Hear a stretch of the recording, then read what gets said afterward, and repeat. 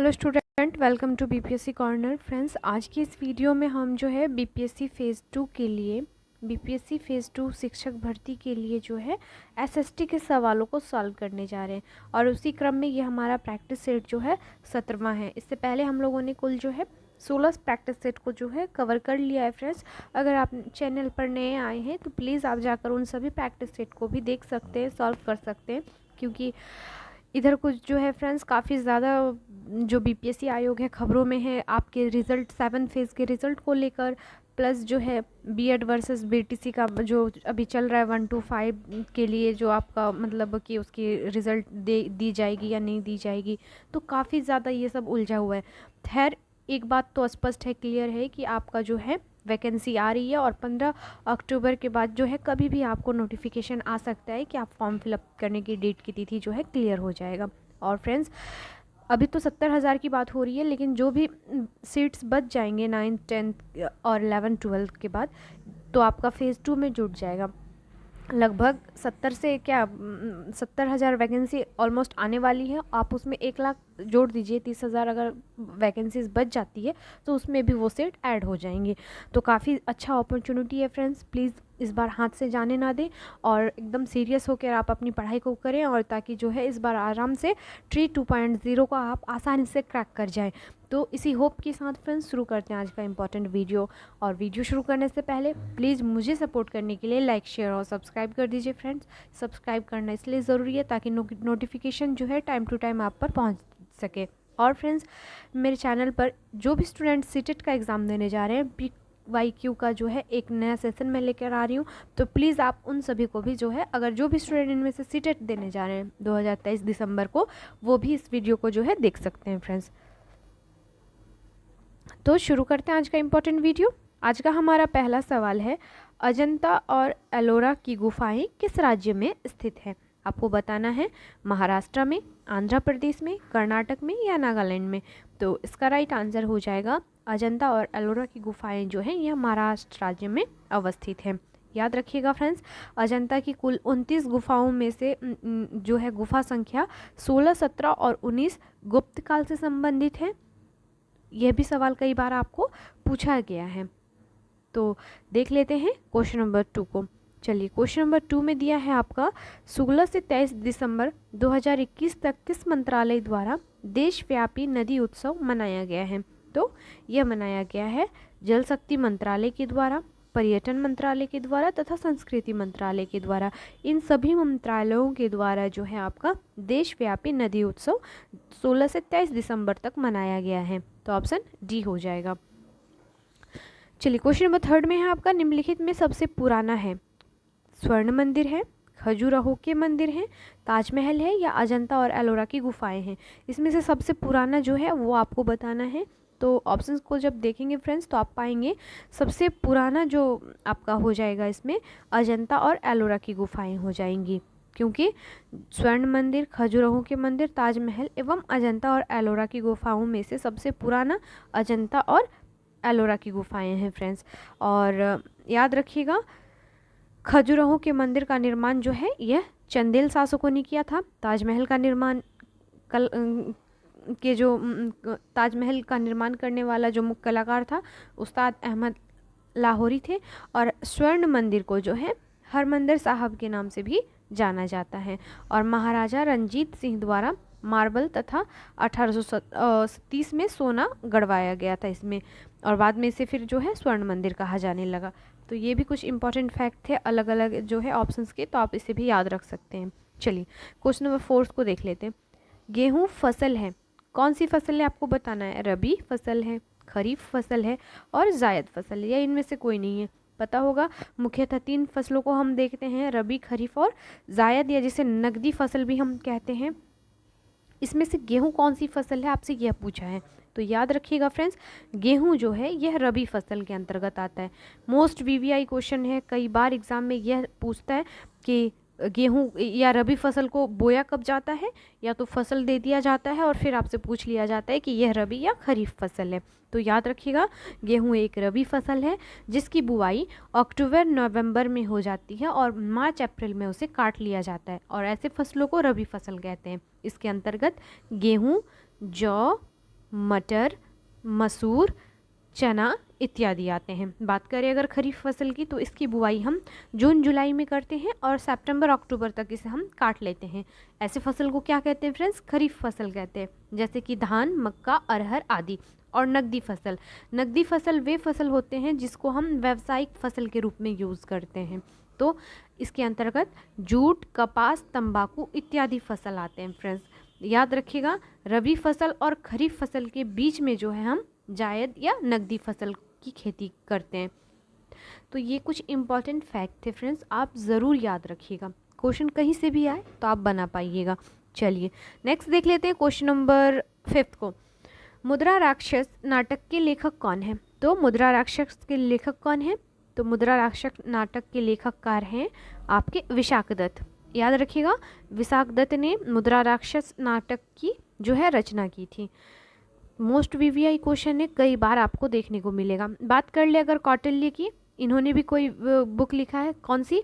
तो ये कौटिल्य जो है चाणक्य के नाम से जाने जाते हैं, या विष्णुगुप्त जिन्होंने अर्थशास्त्र की रचना की थी। बात करें अगर भास की, तो भास ने जो है स्वप्नदासा नाटक की रचना की थी। मोस्ट वीवीआई सभी ऑप्शंस हैं फ्रेंड्स, इसके रिलेट भी अगर क्वेश्चन आपको देखने को मिलेगा एग्जाम में। बात कर ले कालिदास की, तो कालिदास मेघदूत, अभिज्ञान शाकुंतलम, कुमार संभवम आदि की रचना जो है कालिदास ने ही की है। तो ऐसे भी आप याद रखिएगा।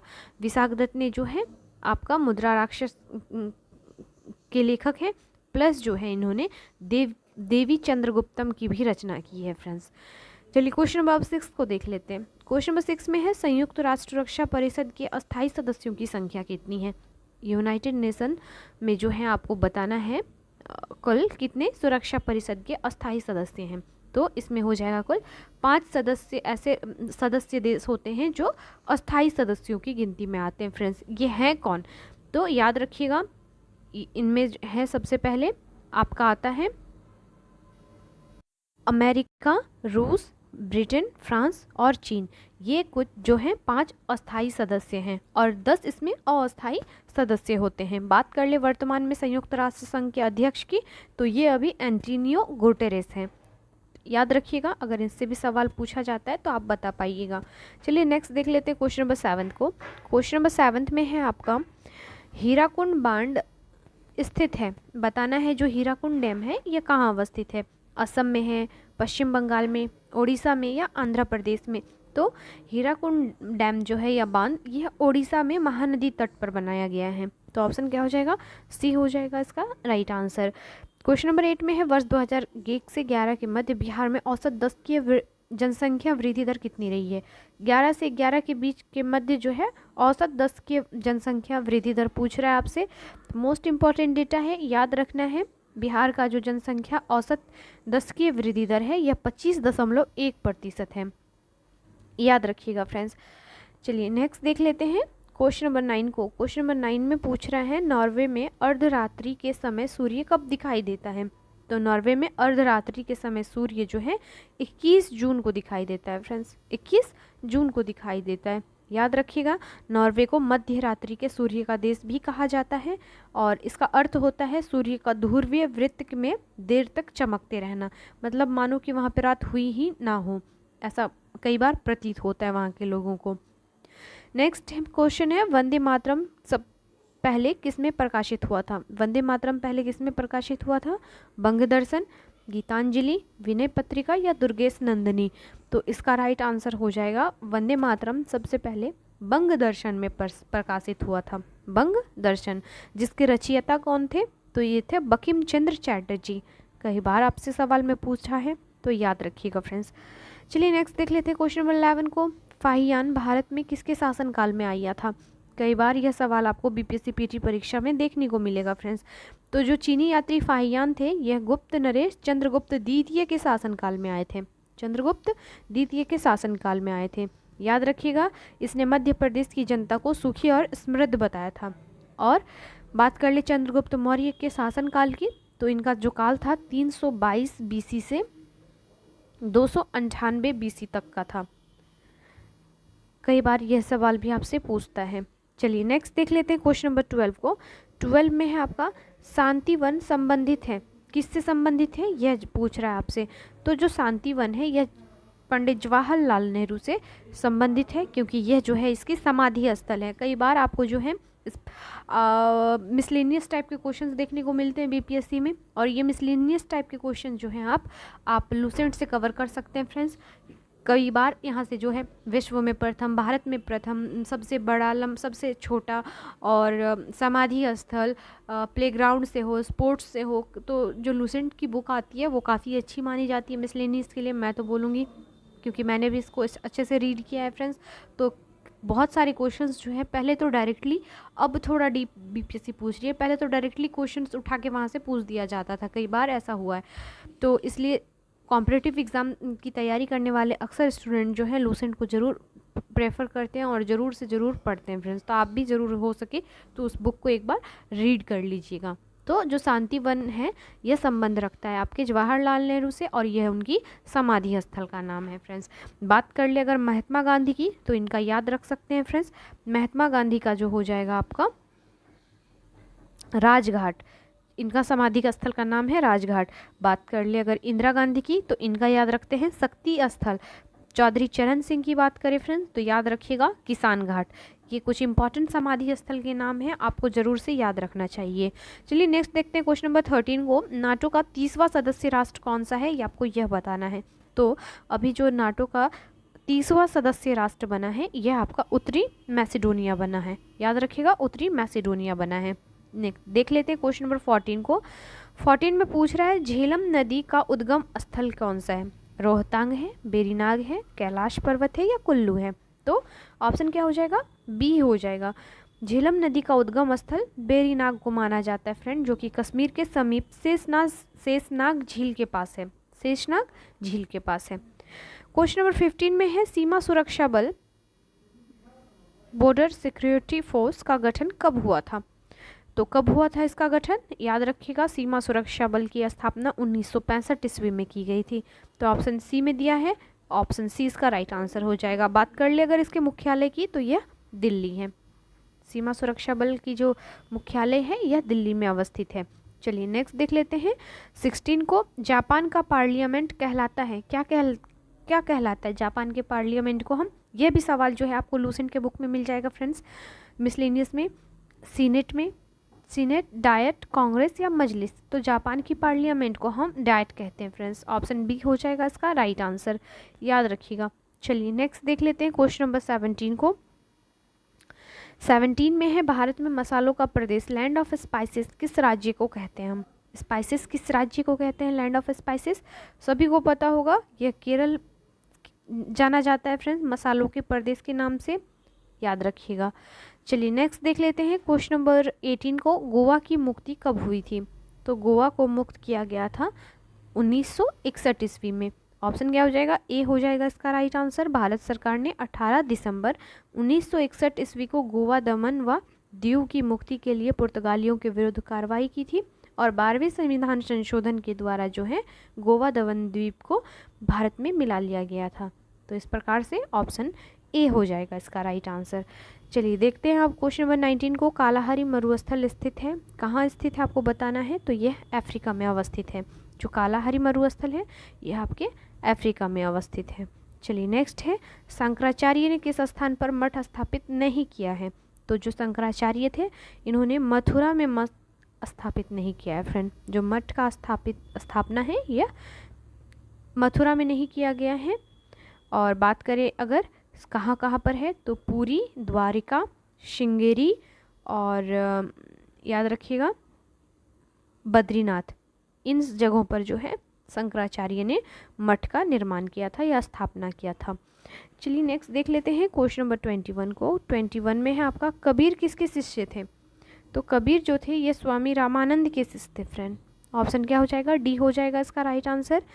15वीं शताब्दी के प्रसिद्ध संत जिन्होंने धार्मिक एकता का उपदेश दिया ये कबीर ही थे फ्रेंड्स। और संत कबीर का जन्म जो है वाराणसी में हुआ था, याद रखिएगा।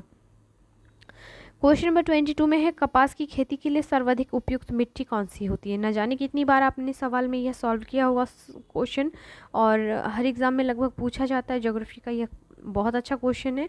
तो याद रखिएगा, कपास की खेती के लिए जो सर्वाधिक उपयुक्त मिट्टी मानी जाती है यह काली मिट्टी होती है। याद रखिएगा, इसे जो है कपासी मिट्टी के नाम से भी हम जानते हैं, जिसे रेगुर मिट्टी भी कहा जाता है फ्रेंड्स। चलिए नेक्स्ट देख लेते हैं क्वेश्चन नंबर 23 को। 23 में है, अंतारा किस देश की समाचार एजेंसी है? तो जो अंतारा है यह इंडोनेशिया की समाचार एजेंसी है।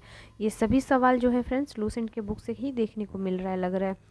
नेक्स्ट है, निम्नलिखित में नालंदा जिले का मुख्यालय कहाँ स्थित है? तो नालंदा जिले का मुख्यालय बिहार शरीफ है फ्रेंड्स। ऑप्शन डी हो जाएगा। क्वेश्चन नंबर 25 में है, खबरों में रहा अस्कोट वन्यजीव अभयारण्य किस राज्य में स्थित है?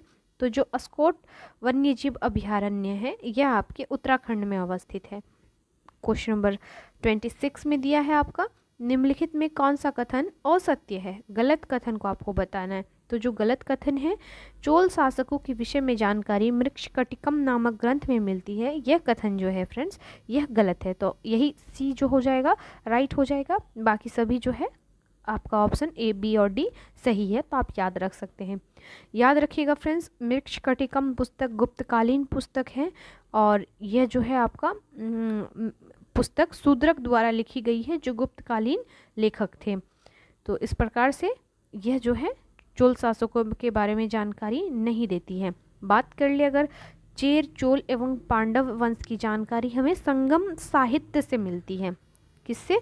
संगम साहित्य से, ना कि मृक्षकटिकम से। यह गुप्तकालीन जो है शूद्रक के द्वारा लिखी गई पुस्तक है। तो दोनों ही को ही आपको याद रख लेना है फ्रेंड्स। चलिए नेक्स्ट देख लेते हैं क्वेश्चन नंबर 27 को। संसद की किस समिति को अस्थायी मितव्ययता समिति कहते हैं? लोकलेखा समिति को, सरकारी उपक्रम समिति को, प्राक्कलन समिति को, इनमें से कोई नहीं इसका आंसर होगा। तो याद रखिएगा, संसद की प्राक्कलन समिति को अस्थायी मितव्ययता समिति कहते हैं फ्रेंड्स। तो ऑप्शन सी जो हो जाएगा इसका राइट आंसर हो जाएगा। याद रखिएगा, प्राक्कलन समिति में जो है लोकसभा के 30 सदस्य होते हैं, 30 मेंबर होते हैं। नेक्स्ट देख लेते हैं क्वेश्चन नंबर 28 में, अकबर ने तीर्थ यात्रा कर समाप्त किया था। कब किया था फ्रेंड्स? तो तीर्थ यात्रा को समाप्त किया गया था 1563 ईस्वी में। अकबर के द्वारा तीर्थ यात्रा को 1563 ईस्वी में समाप्त कर दिया गया था, जो कि मुगल वंश का सर्वाधिक प्रसिद्ध बादशाह था। चलिए नेक्स्ट देख लेते हैं अगले सवाल को। पवन द्वारा धूलकणों के निक्षेप से निर्मित स्थल स्वरूप क्या कहते हैं? बाल्सन, प्लेया, गेरा या लोएस? तो पवन के द्वारा धूलकणों के निक्षेप से निर्मित स्थल को हम या स्थल स्वरूप को हम लोएस का मैदान कहते हैं फ्रेंड्स। ऑप्शन क्या हो जाएगा? डी हो जाएगा इसका राइट आंसर। चलिए नेक्स्ट देख लेते हैं क्वेश्चन नंबर 30 को। निम्नलिखित में से किस मद से प्राप्त राजस्व का बंटवारा केंद्र द्वारा राज्यों को नहीं करना पड़ता है? तो यह हो जाएगा आपका ऑप्शन डी, सीमा शुल्क का। सीमा शुल्क जो है एक अप्रत्यक्ष कर है और इस मद से प्राप्त राजस्व का बंटवारा जो है केंद्र राज्यों को नहीं करता है फ्रेंड्स। याद रखिएगा, क्वेश्चन नंबर 31 में है, बराबर की पहाड़ी पर स्थित गुफा अशोक ने अपने शासन के किस वर्ष भिक्षुओं को दी थी? तो यह दी गई थी आपके 12वें वर्ष में। ऑप्शन सी हो जाएगा। याद रखिएगा, बराबर की पहाड़ी पर स्थित गुफा अशोक ने अपने शासनकाल के 12वें वर्ष भिक्षुओं को दे दी थी और राजा बनने से पहले अशोक जो थे अवंती के राज्यपाल थे। नेक्स्ट सवाल में दिया है आपका, द्वितीय जैन संगति 512 ईस्वी में वल्लभी में हुआ था, जिसके अध्यक्ष कौन थे? तो जो द्वितीय जैन संगति थी इसके जो अध्यक्ष थे यह थे आपके देवार्धी क्षमा श्रवण। ऑप्शन ए हो जाएगा इसका राइट आंसर।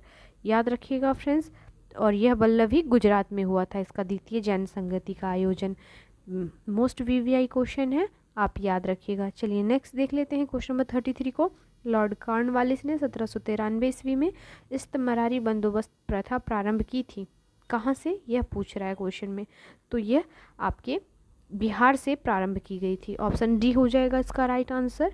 लॉर्ड कॉर्नवालिस ने 1793 में इस्तमरारी बंदोबस्त प्रथा जो है बिहार में प्रारंभ की थी, या जिसे हम अस्थाई बंदोबस्त भी कहते हैं या जमींदारी व्यवस्था भी कहते हैं। और अस्थाई बंदोबस्त के जनक कौन माने जाते हैं? तो जॉन शॉर को कहा जाता है फ्रेंड्स। और यह बंदोबस्त बिहार, बंगाल, उड़ीसा, बनारस, मद्रास के उत्तरी जिलों में लागू किया गया था। चलिए क्वेश्चन नंबर 34 को देख लेते हैं। अर्थशास्त्र में वह ऋण जिसकी वसूली संदिग्ध हो अथवा संभव नहीं हो कहलाती है। तो इसे हम बैड डेट कहते हैं, बैड डेट कहते हैं। क्वेश्चन नंबर 35 में है, राष्ट्रीय विकास परिषद का गठन किया गया था। तो इसका गठन आपका 6 अगस्त 1952 ईस्वी को किया गया था, याद रखिएगा। नेक्स्ट देख लेते हैं क्वेश्चन नंबर 36 को, भारत का सर्वाधिक गहरा बंदरगाह कौन सा है? विशाखापट्टनम, न्यू मैंगलोर, तूतीकोरिन या नावा शेवा? तो नावा शेवा है या कौन है आपको बताना है ऑप्शंस में। तो याद रखिएगा, भारत का सर्वाधिक गहरा बंदरगाह जो है आंध्र प्रदेश में स्थित विशाखापट्टनम है, विशाखापट्टनम है। और यह एक प्राकृतिक बंदरगाह है फ्रेंड्स, यह जो है मैनमेड नहीं है, नेचुरल या प्राकृतिक यह बंदरगाह है, याद रखिएगा। चलिए नेक्स्ट देख लेते हैं क्वेश्चन नंबर 37 को, उत्तरी एवं दक्षिणी गोलार्धों में 35 से 40 डिग्री अक्षांशों से 60 डिग्री से 65 डिग्री अक्षांश तक चलने वाली पवनी क्या कहलाती हैं? मोस्ट वीवीआई क्वेश्चन है, तो ऐसे पवनों को हम पछुआ पवन कहते हैं फ्रेंड्स, याद रखिएगा, पछुआ पवन कहते हैं। नेक्स्ट देख लेते हैं, भारत के मूल संविधान में जिसका उल्लेख नहीं था वह है। तो किसका उल्लेख भारतीय संविधान में नहीं है? तो यह है आपका ऑप्शन क्या हो जाएगा? बी, मंत्रिमंडल। भारत के मूल संविधान में मंत्रिमंडल का उल्लेख नहीं है और भारतीय संविधान में कैबिनेट शब्द अनुच्छेद 352 में जोड़ा गया था फ्रेंड्स। इसका मूल संविधान में कहीं भी आपको उल्लेख नहीं मिलेगा। सवाल में है आपका, नागरिक सेवा का जनक माना जाता है या कहा जाता है? तो यह कहे जाते हैं लॉर्ड कॉर्नवालिस को, याद रखिएगा, लॉर्ड कॉर्नवालिस को नागरिक सेवा का जनक कहा जाता है। और बात करें अगर वॉरेन हेस्टिंग्स की, तो इनको न्यायिक सेवा का जनक कहा जाता है भारत में, याद रखिएगा फ्रेंड्स। नेक्स्ट देख लेते हैं, फादर ऑफ इंडियन अनरेस्ट कहा गया है। तो फादर ऑफ इंडियन अनरेस्ट कहा गया है आपका बाल गंगाधर तिलक को, ऑप्शन बी हो जाएगा इसका राइट आंसर। नेक्स्ट देख लेते हैं क्वेश्चन नंबर 41 को, DRDO द्वारा ब्रह्मोस सुपरसोनिक क्रूज मिसाइल का सफल परीक्षण कहाँ से किया गया? तो इसका सफल परीक्षण जो है अंडमान निकोबार द्वीप से किया गया फ्रेंड्स। क्वेश्चन नंबर 42 में है आपका, संविधान में मूल कर्तव्यों को जोड़ने का उद्देश्य है। तो उद्देश्य क्या है? राष्ट्र विरोधी एवं हिंसात्मक कृत्यों पर नियंत्रण करना। तो ऑप्शन क्या हो जाएगा? सी इसका राइट आंसर हो जाएगा। नेक्स्ट सवाल में देख लेते हैं, केंद्र सरकार ने भारत के किस पूर्व प्रधानमंत्री की स्मृति में डाक टिकट जारी करने की घोषणा की है? तो यह घोषणा की गई है PV नरसिम्हा राव के जो है स्मृति में। क्वेश्चन नंबर 44 में है, किस देश ने पहली ICC वर्ल्ड टेस्ट चैंपियनशिप 2021 को जीता है? तो यह जीत लिया है न्यूजीलैंड ने। नेक्स्ट सवाल है आपका, भारत की अमूर्त सांस्कृतिक विरासत को संरक्षित करने हेतु किस कंपनी ने यूनेस्को के साथ पहले साझेदारी की है? तो यह साझेदारी की गई है इंडियन होटल्स कंपनी ने। क्वेश्चन नंबर 46 में है, बिम्स्टेक शिखर सम्मेलन 2022 की मेजबानी किस देश के द्वारा की जाएगी? तो यह की जाएगी श्रीलंका के द्वारा। चलिए नेक्स्ट देख लेते हैं क्वेश्चन नंबर 47 को, निम्नलिखित में से थिम्पू किस देश की राजधानी है? तो जो थिम्पू है यह भूटान की राजधानी है फ्रेंड्स, याद रखिएगा, कई बार राजधानी से भी सवाल पूछे जाते हैं, देश और उनके राजधानियों से, तो याद रखिएगा। चलिए नेक्स्ट देख लेते हैं क्वेश्चन नंबर 48 को, किसे नेताजी पुरस्कार 2022 से सम्मानित किया गया? मोस्ट वीवीआई क्वेश्चन है और BPSC में 2 बार पूछा भी जा चुका है यह सवाल, तो याद रखिएगा, नेताजी पुरस्कार 2022 से सम्मानित जो व्यक्ति हैं ये किए गए हैं आपके, ऑप्शन क्या हो जाएगा? बी, शिंजो आबे को। नेक्स्ट देख लेते हैं क्वेश्चन नंबर 49 को, शून्य का आविष्कार किसने किया है?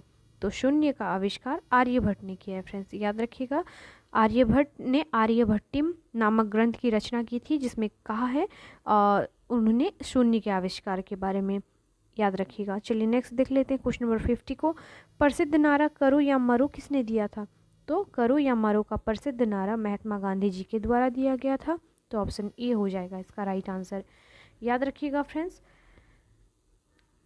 वीडियो कैसा लगा प्लीज़ कमेंट करके बताएं और मिलते हैं नेक्स्ट वीडियो में, तब तक के लिए थैंक यू।